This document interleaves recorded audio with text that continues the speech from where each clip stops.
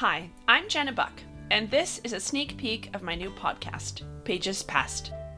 It's coming out later in 2024. In each episode, I invite a guest to choose a book to read and discuss. The only stipulation is that it must be a book that meant a lot to you, so long ago that you were a different person the last time you read it. Through conversation and close reading, we will search for new meanings in our old favorite books. Can you think of a book like this that was once really important in your life, that for just some reason seared itself into your brain? For Will, it was Pet Sematary. Stephen King's novel about a doctor who tries to cheat death but ends up creating the undead.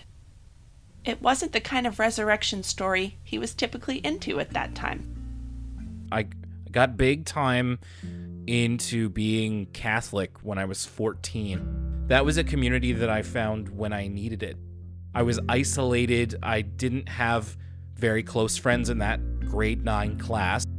I was also going through puberty and feeling a lot of feelings. So I started going to my local church. They started holding like youth group. I just kind of based my identity around that for a long time. But there were still parts of my personality that didn't necessarily gel with being like a young Christian teenager. So, and part of that was like, I really liked horror movies. I really liked scary stuff. I liked, violent professional wrestling. I think there was just a curiosity, and I was like, let me see what Stephen King's all about. What sticks with him now, nearly 20 years later, is how it made him feel. It really messed with me. I remember feeling like I was there. And that was a feeling that not a lot of books had been able to inspire in me before. The sense of being in a scene to the point where I almost felt under threat from ghostly forces myself. When we read this book together, we were struck by the worldview that permeates it, that we see through the eyes of the protagonist, Lewis, and his friend, Judd. Will described it as cold. I called it godless.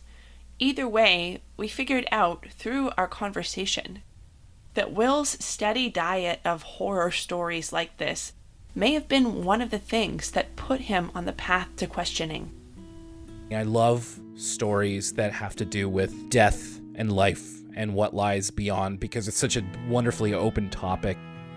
Here, it's not so much, is there anything after this? It's the fear that there is nothing after this. This is all there has to be. I mean, that is part of the grief that drives Lewis to what he does. It drives Judd as well to spare us from the pain of losing someone. This is the kind of conversation we're having on Pages Past. I hope you will join us. You can subscribe on Spotify, Apple, or wherever you like to listen. To be notified of new episodes, you can sign up at patreon.com/pagespast. That's PAST. You can sign up for free, but I appreciate your support. I can't wait to visit the Library of Memories with you.